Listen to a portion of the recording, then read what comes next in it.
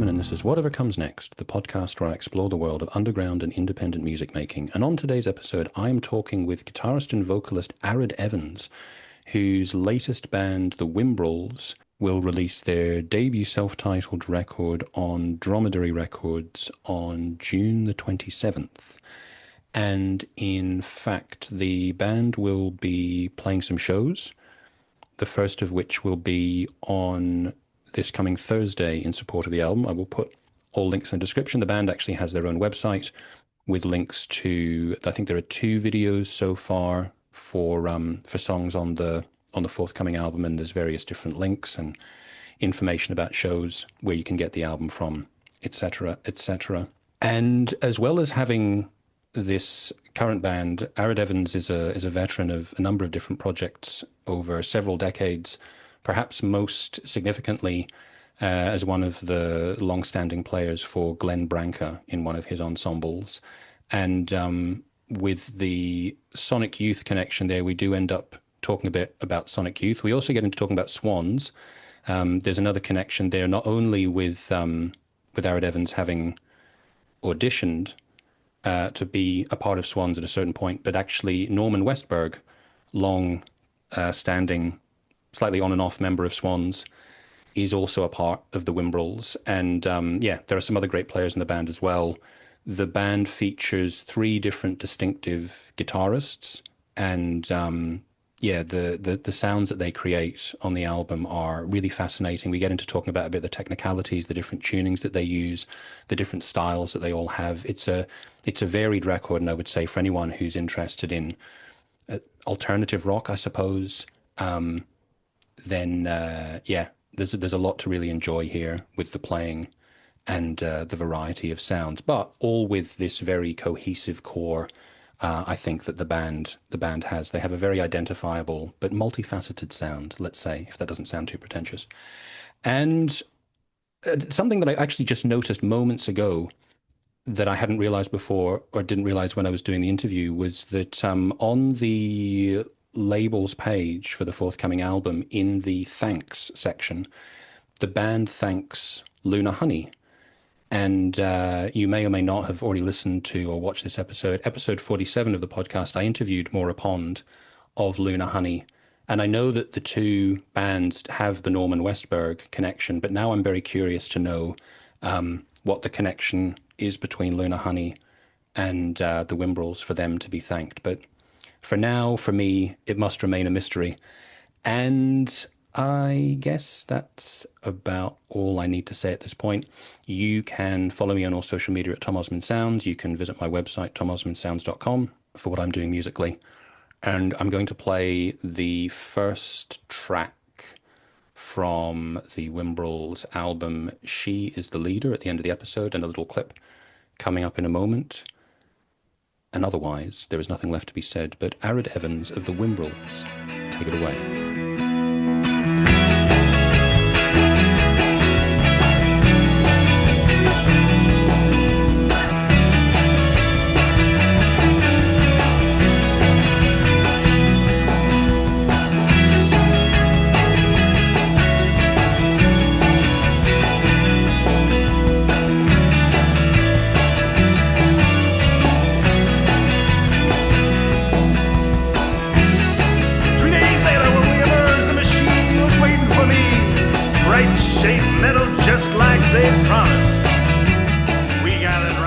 Whereabouts are you? Somewhere in America? I'm in Brooklyn. Ah, in Brooklyn. Is this where... So I know that, as we will get into a bit, you have a long musical history, and I gather that a lot of that has been in New York. Are you New York born and raised? In New York born. Strangely, my parents took me to Alaska to bring me up. And I grew up there and then made my way back here.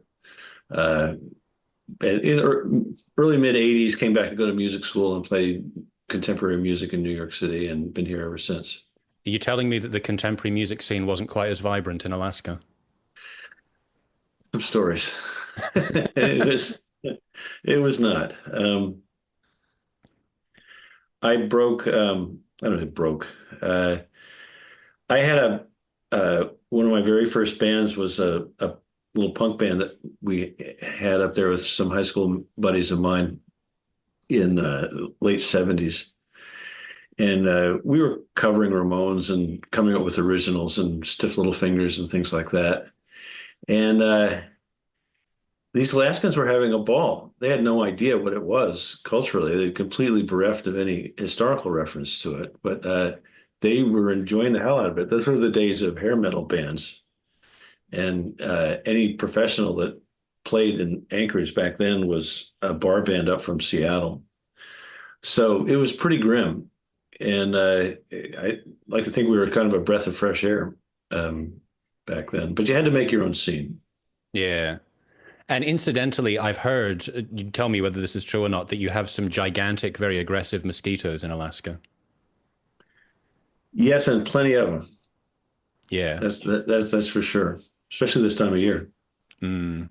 Now, on a slightly different topic, I'm curious, looking behind you, you have one up on your wall there. There's one item that I consider to be an instrument, and then you have a squeezy chicken next to it as well, which tells me that, given its placing, you've used this on stage.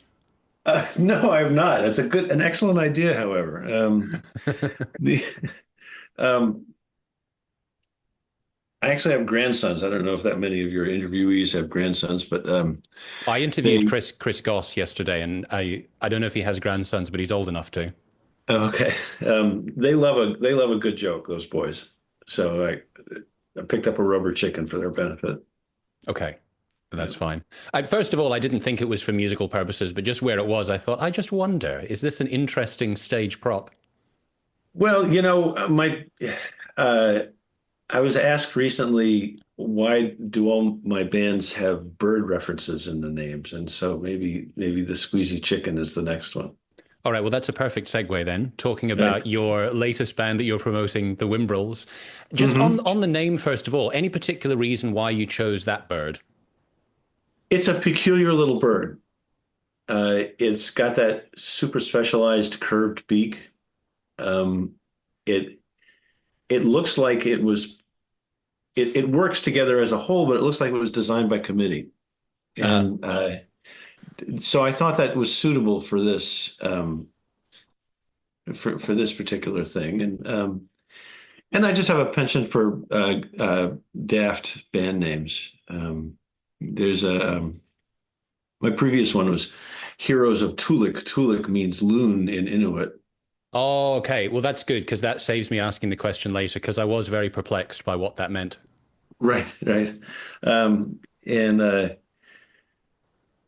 there's just one that popped to mind. This band, I don't know if they're still active, British Sea Power. Yes, I know them. Yeah, one of my that's a fave, and I've when they burst on the scene, I said, "Hi, I have a rival in crazy band names." So. Yeah, that one did always strike me as being quite bizarre. Mm-hmm. They dress their stage with eucalyptus and owls. Oh wow, interesting. Yeah, what's that secret elite club where they worship maybe worship is too strong a word. They have the owl icons somewhere in the US. I've forgotten the name. Oh, I know what you're talking about. Out in California, yeah, all the leaders and all the plutocrat gentlemen. Yes, I know what you're doing. I know what you mean. So yeah, owls, iconic figures. Mm-hmm. Whimbrels, not so much, but we're working on it. Well, exactly. That's it. You're carving out that path. So, on the topic then of the forthcoming album, your self-titled album, I love it. It's thank you. First of all, like as you've sort of alluded to with the various different members, you have this fascinating lineup. On top of the rhythm section, you've got 3 different distinctive guitar players. But then good catch. Beyond that, you also have such a variety between the 7 different tracks. Like I think the first song, She Is the Leader, gives me a flavor of Sonic Youth. And I know obviously there's a shared Glenn Branca history. You played with Glenn Branca for a very, very long time. Mm-hmm. And so I thought of, listening to that song for the first time, I thought, okay, like I can hear there's all this different interplay and that's fascinating. Maybe this is like the sound, but it's not, because track by track, it goes in all these different directions. I'm not very good with the track names yet, but That's How It Was, to Hmm. me is kind of like a proto-punk song. And I took this note where it's like I wrote pretending to be sloppy. That's interesting because that song, if you're sloppy at all, it falls apart. It's so fast and it's got so many different time changes in it. And that's exactly why I said pretending, because I thought this is like Mhm. giving the illusion of sloppiness, but in a way that has to be done incredibly tightly. And then, the track by track, everything goes in a different direction. Like the last track, Four Moons of Galileo, is like the Mhm. funkiest thing on the whole album. So yeah, aside from the various different interplay, that was something that really struck me, was the way that you do go through all these different phases, tones, moods, touching on different genres. And I wonder, how much would you put that down to the various backgrounds of the different players versus it being a reflection of your varied influences as a songwriter? Uh, we are moving in a direction with everybody bringing things in. So far, we have two by Matt on the album. They're all the rest are by me. Yeah. The varied influences are really more, as you observed earlier, more in the guitar colors, the guitar sonorities that are different that each player brings. I'm a very different player from Norman Westberg from Swans, and we're both very different from Luke, who is in his own bands. He's an Americana shredder. He's a blues guy. I think that sort of, to state it negatively, lack of cohesion in terms of the style is a function more of the fact that we're not aiming for any particular spot. Yeah. Uh, we're putting out what we want to do, and it's not a great marketing ploy. People, when they want to listen to a record, they say, "I feel like the Replacements now," or I feel like whoever they feel Yeah. like, and they put that on because they know what they're going to get. They don't from us, because we have. I think there's a unifying sort of sensibility to it, Totally. but the stylistically, it's quite varied. Sorry to sound quite so boomerish, but the early Giants, they certainly, every album sounded completely different from the last one. And within albums, there would be quite a bit of stylistic variation. And of course, that's my earliest imprint. So I was 10 in 1970, and I think they were, and I don't know, but I certainly am sort of going where it leads, as opposed to trying to bring in songs, say, this is a Whimbrel song, I'm going to bring it in and it Yeah. will build on what we did. And now you have bands where they seem to stake out entire genres that are only two or three songs wide. And that's never been my thing. Yeah, I certainly wouldn't have said that there was a lack of cohesion. I wouldn't have thought of it in that way. To me, it was a refreshing range Oh, of good. Thank you. different possible directions that you could go in. And I think, to your point about there being sort of a through line through it, you do have this very consistent rhythm section, which I kind of feel like underpins Hmm. everywhere that the guitars could go and the different sounds that you could use. And I love Sonic Youth, Hmm. but I love the fact that on each track, because I do have this tendency in a nerdish way, like when I'm listening to music, I like to go like, what does that remind me of? I wonder if they Yeah, were influenced by everybody them. says that. Yeah. So I appreciate the fact that track by track, even though there are these unifying elements, it's like, ooh, now they're going in this direction. What is this direction? What is that Hmm. direction? Well, One of great. Well, I'm very glad. I can't say it was intent because I just 2 seconds ago said we had no intent. But it's that's great. I enjoy that, and it is funny with musicians. Even in the band, I'll bring a song in, and then there'll be a 5 minute discussion between Norman and Matthew and Steve about what does that sound like. Who's it? Who's he trying to do this time? Yeah, I was talking to I don't know if you know if you've spoken to Conan Neutron. No, I He has a never. band, No. Conan Neutron and the Secret Friends, and he also has a podcast, Conan Neutron's Protonic Reversal. Hmm. And he interviews a lot of really interesting sort of underground alternative rock, punk bands and musicians. But in the music that he makes, because I interviewed him a little while ago, he was saying that when he writes a song, if he can identify what he thinks is like a direct influence, he has to do, like, he can't deal with that himself. He doesn't want to be able to feel like, oh, I can see where that comes from. He wants it to feel like Hmm. it's somehow its own thing and not too beholden to anything else. Well, that's always something that's in the back of your mind when you're trying to write and I write songs. I'm sure it's true of anybody in a creative endeavor is that you owe big debts, Yeah. but you want to do your own message. You want to make your own mark. It's just natural human ambition. So there's always that tension, and I owe big debts to a lot of people. I mean, you can certainly hear Glenn's music and in my music. You can certainly. I also played with Reese Chatham, and you can hear his music and his sounds in my music. You have to kind of acknowledge the debts and yet try to move on. And having a debt and stealing are two different things. You have to watch that. But it would be pointless to try to maintain that you're just standing on the shoulders of other people. Colin Newsom, I'll look him up. Conan Neutron. Conan Neutron. Okay, Neutron, like the neutron bomb. right. Okay, Basically, if you look up Neutron and you look up band, I think he's kind of like cornered the algorithm for that. So you'll probably that's a find him that way. good for him. That's not easy to do anymore. Indeed. Well, I think you might be onto a winner with the Whimbrels for now. Yeah, right.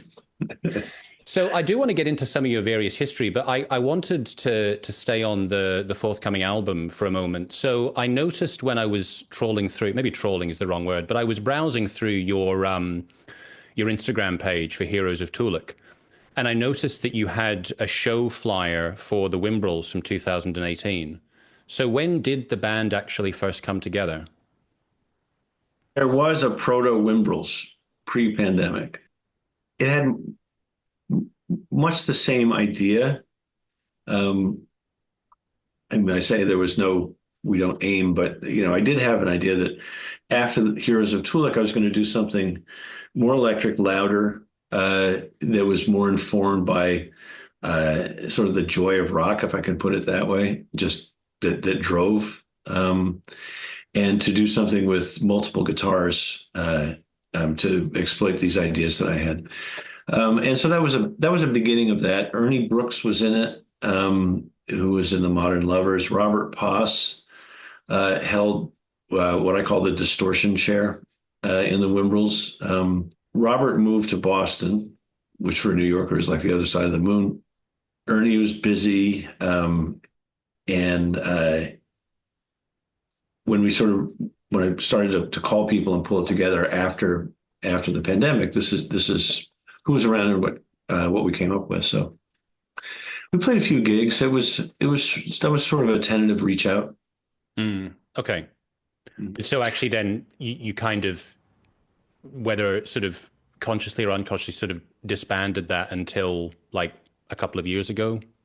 Yeah, that's exactly right. I consider that this iteration of the Whimbrels had their debut post-pandemic. We played a gig at the now defunct St. Vitus Club in Brooklyn, and that's sort of where I date the start of the actual Whimbrels. With all respect to Ernie and Robert's contribution, which were great. And I was wondering, thinking about the sort of the finished forms of the songs, how much did these evolve on stage versus being quite specifically written out? They evolve in the practice room. They don't evolve on stage all that much. Okay. I bring things in fairly well formed. The bass, the gestures are there. We'll move, do a little sort of structural arranging once we've played things through and say, that we're playing too many verses before the chorus, before the solo. Let's move the solo up a verse. Let's pull this out a couple more times just because it sounds good right here. that sort of thing. But it's generally set in terms of the basic gestures. The exception to that is the Four Moons of Galileo piece. Hmm. Um, there's a little bit of math in there, so that we're working out in the rhythm guitars. We're working out sequences based on numbers. So that comes out different every time. Um, Interesting. And when you say you're working on sequences based on numbers, what do you mean? well, to to open the toolbox a little bit, there might be, for instance, I'll ask Norman to do, a power chord, three power chord hits in quarter notes, and then stop, and then do two. And I'll say, now do that whole sequence, do it every 7 times, and then do it, and then wait 7 beats, and then do it again, and then wait 3 beats, and then do it again and wait 7 beats, and then do it again and wait 3 beats.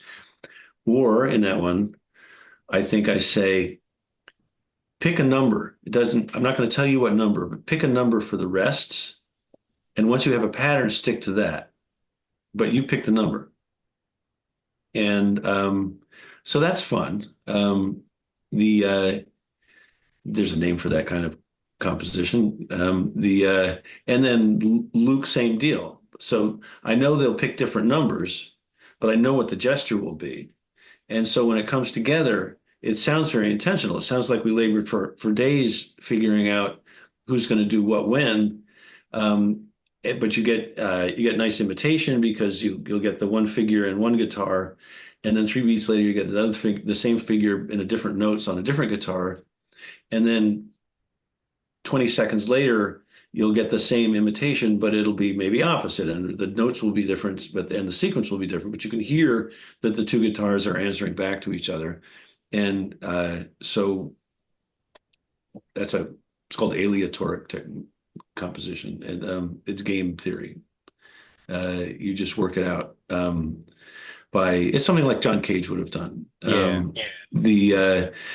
just have rules, and the players operate within the rules, but they make choices within the rules. And that kind of approach from either sort of like a training background or just an experience background, where does that come from for you? Oh, I went to music conservatories all the way through graduate school and everything. And I had a very interesting mentor in Anchorage when I was a high school student. There was a progressive school up there, and we were exposed to we had this music class. It really had no proper title. It just was, we talk about music and listen to music. And one of the things we got deeply into was Cage's indeterminacy. And we also, just then, they were building the Trans-Alaska Pipeline, and some local artists, as a conceptual art project, declared it an art object. And kind of along the lines of Christo, because it went across the entire state. So those are the kind of things were bouncing around in my head. So when I got out of Alaska and started to explore music in California, and then later in New York, and I was going to school, I was focusing on those kinds of avant-garde compositional techniques. And so that's really where my original background lies. And so that training, in terms of the timeline, where does meeting and starting to work with Glenn Branca fit in? Like, I know that Thurston Moore and Lee Ronaldo were part of one of his groups, or his orchestras, maybe it would have been correct to say, but I don't know if that overlaps with your time with him. He went back and forth between ensemble and band. Okay. I joined right after all those guys left, and I arrived in New York in the summer of '84, and there was an ad in the Village Voice said, must play, wanted for U.S. and European tour, Glenn Branca, must play two of the following: keyboards, guitar, violin, percussion. I think that was it. And I said, well, I can certainly play the guitar and I could fake keyboard. And anyway, I get to meet Glenn Branca, so what the heck? And by the fall, I was on tour with him.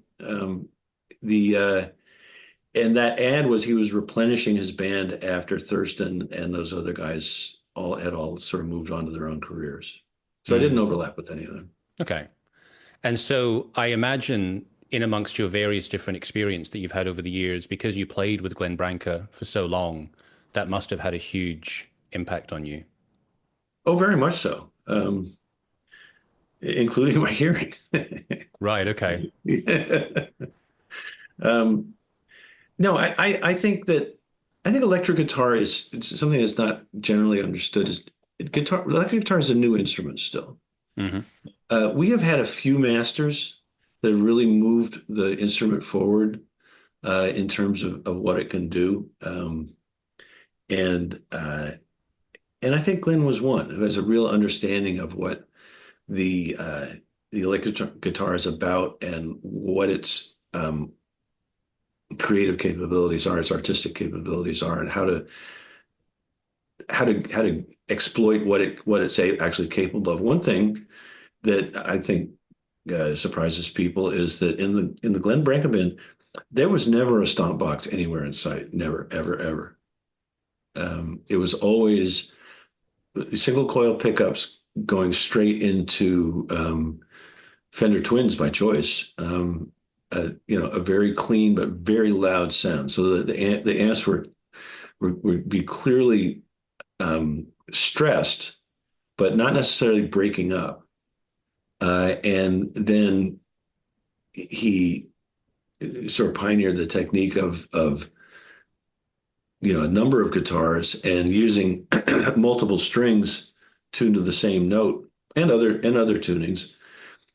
He was also very interested in exploring the harmonic series, which is something that becomes more evident when you do that to guitars. When you take a whole mess of them, tune them all to the same note, turn the amps way up, single coil pickup so you don't get the phase cancellation, and blast it. You start hearing those higher partials, and he was working with those as well. So, yeah, it would be, having worked with somebody so extraordinary for so long, it would be insane not to rely on that experience and to use it. And I do. We talked a lot about, because a lot of people in Glenn's band over the years went on to do other stuff. And to a greater or less extent, used what they learned from Glenn. And so we talked about that. He had an instrument called the harmonics guitar, which was a remarkable instrument. It only played harmonics. It didn't play any fundamentals. Wow. And he told me that was the one thing that he felt he invented. That was everything else was just being a composer as far as he was concerned. And so these harmonics guitars, is that something that he actually just DIY'd himself, or this has been replicated? Other people have made them, not to any great extent. They've never been commercially manufactured. The best one that I've ever seen was a very long piece of lumber, a 2x4 piece of lumber with piano wire strung up, and a slide right in the middle of the string, so that all you would hear it would be that fundamental and partials, not the fundamental, that harmonic, that 12th note harmonic, and then the higher partials from that. It's ripped your ear off. It was incredible. It was really something.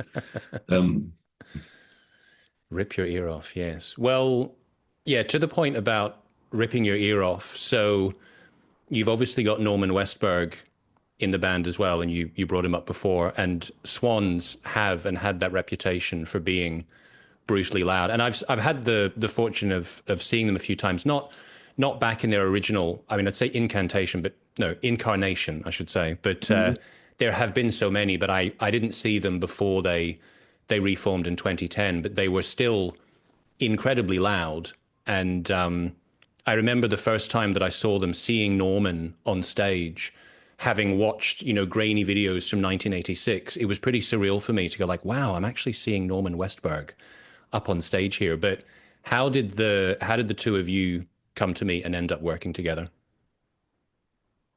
Um, I auditioned for Swans a long, long time ago, and uh, I withdrew because I had just gotten married and they were getting ready to go out on the road for 6 months, and it sort of, for personal reasons, didn't make any sense.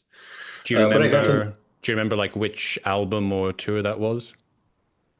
That was for the Bill Laswell album. I've forgotten the name of it. Ah, The Burning Uh, World. yeah, yeah. And so I got to know Norman then. Sweetest guy you can imagine. He's so nice when I was auditioning, which is always, it doesn't matter who you're auditioning for, it's always a little stressful. And I can't say Gerard made it any less stressful than usual. He's an intense Uh, character. yeah. um, and I've known and worked with other Swans. Al Kaziz was in the Branca band for a while. Oh, gosh, I'm blanking on the name of the drummer. The first drummer of the Swans was also, was Henry that Kane? Jonathan Cain. Jonathan Kane. Yeah, between the two of us. Um, um, he played for the Reach Adam band when I was touring with them. Uh, so, I knew them. Al's a big pal. So I sort of always kept track of Norman and whatnot. So when I was trying to put the band back together after the pandemic and Robert had moved to Chicago, I gave him a shout. And, it's one of those can't hurt to ask type situations. He said yes, and there we were. He's great to work with, very enthusiastic, hard worker, always shows up for rehearsals and things like that. And I don't know how much you can sort of characterize Norman and your other guitarist, Luke Schwartz, as playing, but I was wondering, how would you sort of define your guitar playing style in contrast to their styles? Well, I've thought about that a fair amount, actually, more as it happened than by previous intention. But I'm a more melodic guitar player. I tend to play clean, and Norman is almost the antithesis of that. He does these gorgeous, soaring, distorted guitar lines, and this may be the magic of Norman, but it's always struck me it kind of doesn't matter what note it's supposed to be. It's still melodic, but it's just sound blasting at you. For me, I choose my notes pretty carefully. I from the beginning, I was an acoustic guitar player, and there you don't have the timbre range that you do with an electric, so your notes are important, and that still informs my playing. A big Lloyd Tom Verlaine student. Love that kind of playing. And so my bass sound is a big, loud, clean Fender Jazz Master through a Box AC30. Norman doesn't seem to care what he plays through. He's got this collection of boxes, which I don't have the gall to ask him what they are, and he gets that sound basically just falls out of his guitar. Luke is he's sort of more a chameleon, more a pro in the sense that he can do anything you want, and he is doing kind of the rhythmic parts. For instance, a lot of my guitar parts are too difficult to play and sing at the same time. So he'll pick up my part and do that. He's underutilized in the band right now, I'll say that. He's got some pieces in the wings that we're going to work on. And he's a great guitar player. And again, another music school kid, as I am. And so we can talk technical stuff. it's helpful, when you're trying to get stuff worked out. Yeah. And on the topic of guitars and also of music school kids, I don't know if you know the musician and guitarist Mike Baggetta. I don't. Baggetta. I'm Baggetta. So learning more from this interview than you are. he's in a band at the moment called MSSV, Main Steam Stop Valve, with Mike Watt and Stephen Hodges. I know Mike Watts, yeah. And I had an interview with him a little while ago, and he gave me a very interesting insight about his approach with guitar playing, because we were talking about alternate tunings. Mm-hmm. And he said that what he will tend to do is, if he wants to try and approach writing a song from a different direction, he'll experiment with the tuning, find something that he likes, and then put it back into standard tuning and try to replicate that as much as possible. Oh, an interesting idea. Which is very interesting, because in the past, maybe partly because of the Sonic Youth fascination, and other bands as well that like to play around with different tunings, I would do a lot of different tunings and then would end up like, oh, I have to retune the guitar all the time. Or I would do something unusual and go, now I've forgotten what the tuning was for it. So what's your sort of approach? I mean, I understand with the technical background that you've got and the training, you will understand a lot about the theory behind what you're doing, but how much do you experiment or actually sort of, make very conscious decisions about using different tunings? Well, our different tunings are not sort of one-offs for the songs.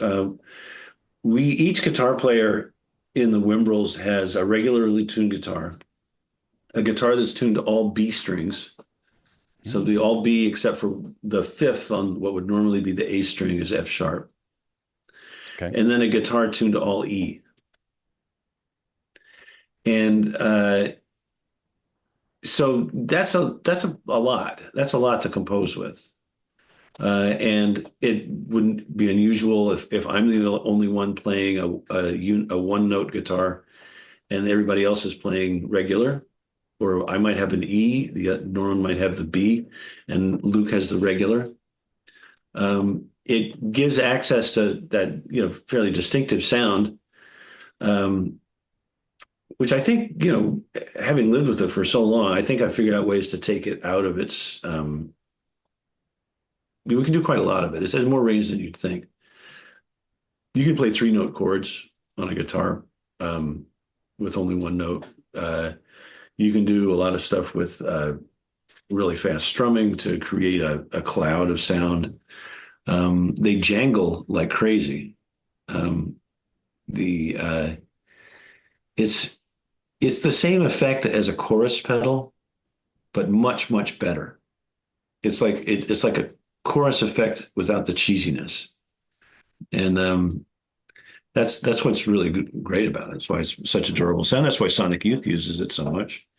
Although I will say for Sonic Youth, and I hope it's true of us too, is that they have those weapons. They use them, but the appeal of that band is their compositional strength. It's the really smartness and beauty of their songs, and sort of this underlying sense of humor about it that I think is really good. And if no one had ever invented, or if it were some reason illegal to use guitars with only one note, Sonic Youth would be just as good.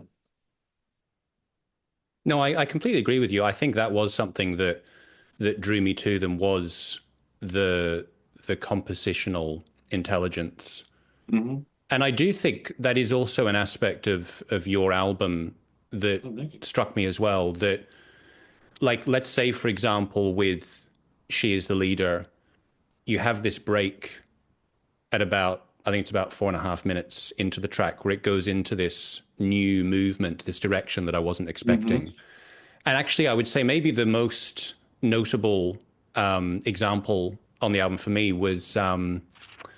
which one was it? It was Eclipse Eye. Mm-hmm. You've got this beautiful ascending and descending melody that comes in that I sort of had no hint of throughout the rest of the album that it was coming. And that really struck me. Like, it was sort of, when I listened to that track, I think it's really fascinating, the emotional impact that a melody can have. And I think Yeah. particularly when there's the contrast of everything else leading up to that. I think that's true.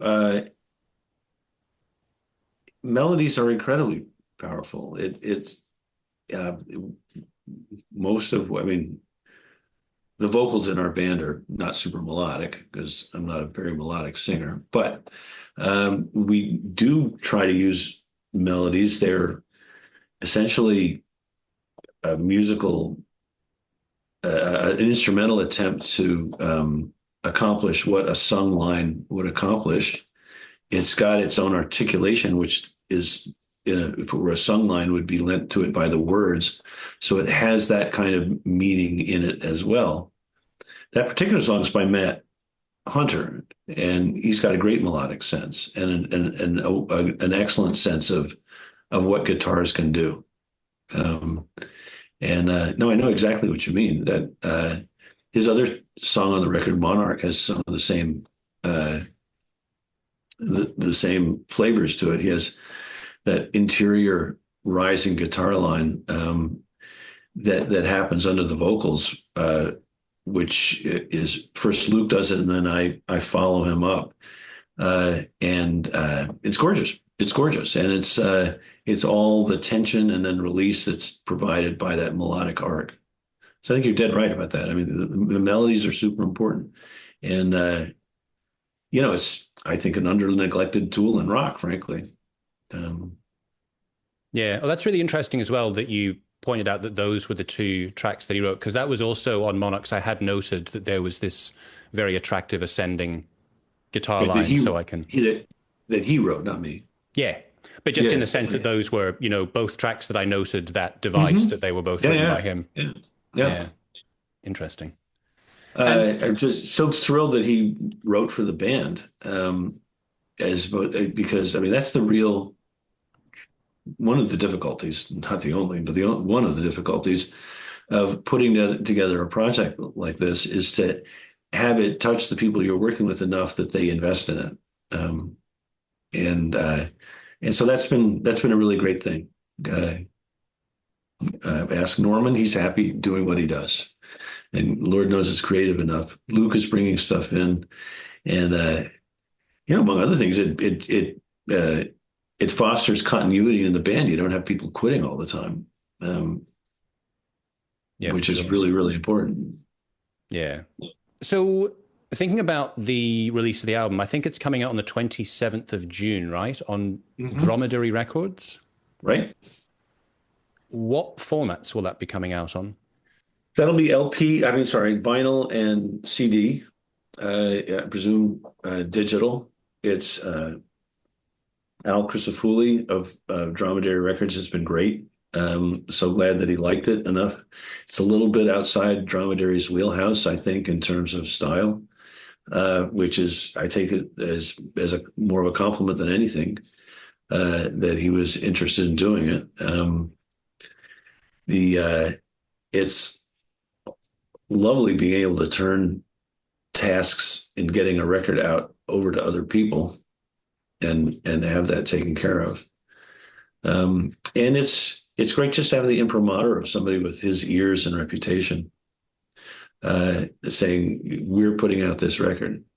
And thinking about putting out music, putting out physical music. So you've been in the music world for decades. You have seen various changes over the years. And obviously we live in this age now where a lot of people absorb their music digitally. A lot of people go to streaming services. They pay their subscription. They don't necessarily directly buy music from the artists. How do you feel the landscape is at the moment for the music that you're making in terms of actually getting some kind of remuneration from actually, physical music? You took me by surprise. I didn't think that was where this question was going right at the end. I think Al, God bless him, he just liked to make his money back. I want to play shows where we have an actual audience. And I don't mean like a bunch of people. I mean, there are people out there who are listening to what we're doing and are ready to hear what we do next and know what we did previously, and that we can have that interaction with. Generating some income off of it would be a big help, because even with the help of Dromedary Records, it's still a big investment of everybody, not just monetarily, in fact, not even primarily monetarily.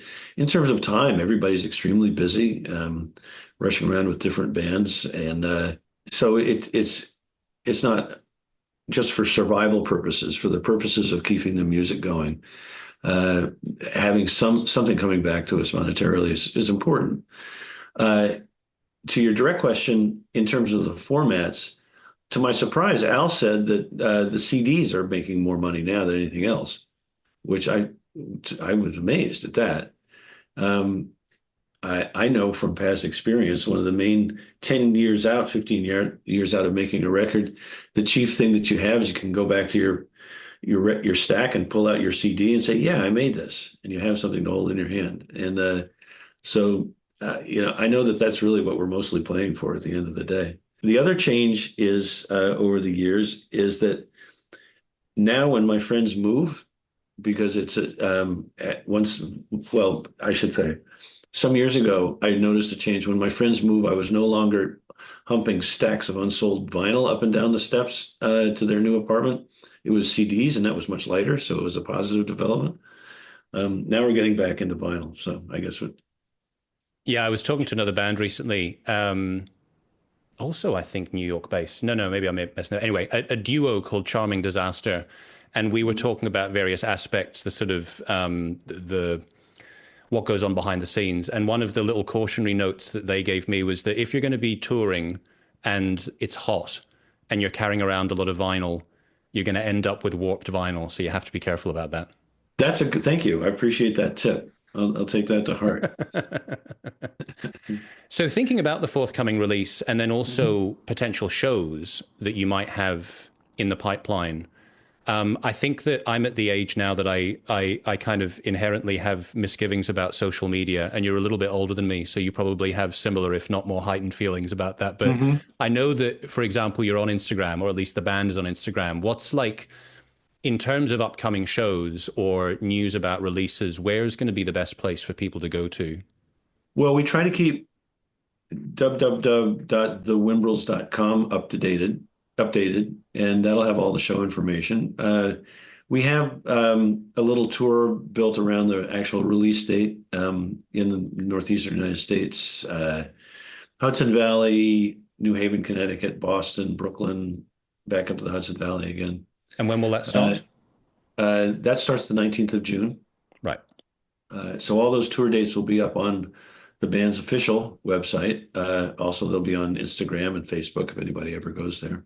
That's the way to keep track of us. It's the Whimbrels, not Whimbrels, unless you want to go to a bird watching site. I do always appreciate it when bands have their own websites. Somehow that kind of warms my heart. That's just an extra pain in the neck, but yeah.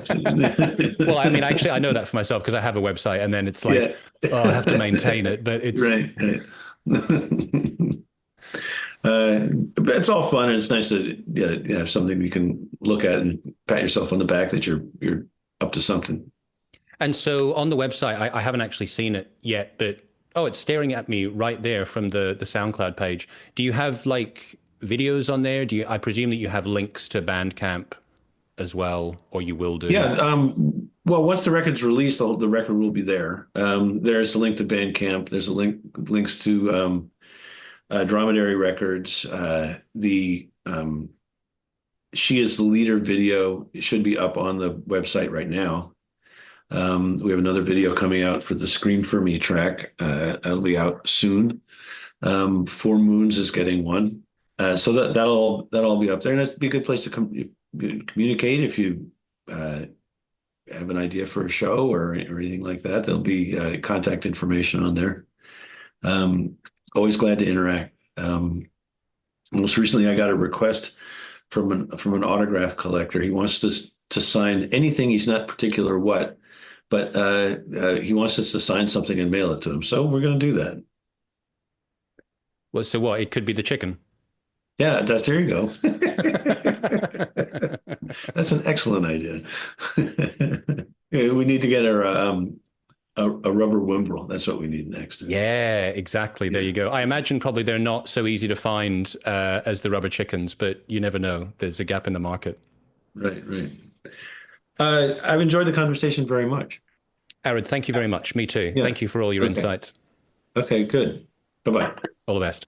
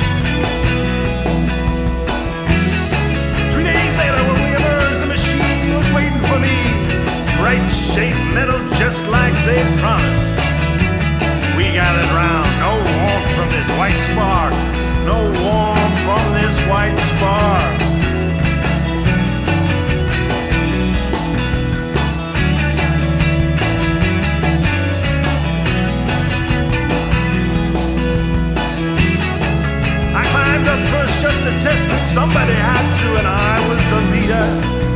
There was no one to ask, and I was the leader.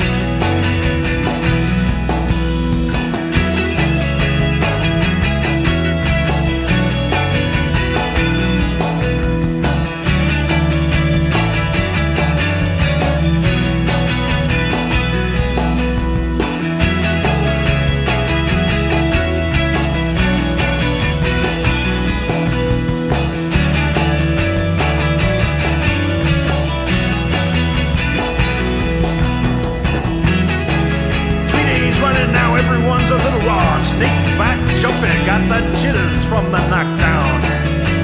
Fall asleep, then you wake up, fall asleep, then you just wake up.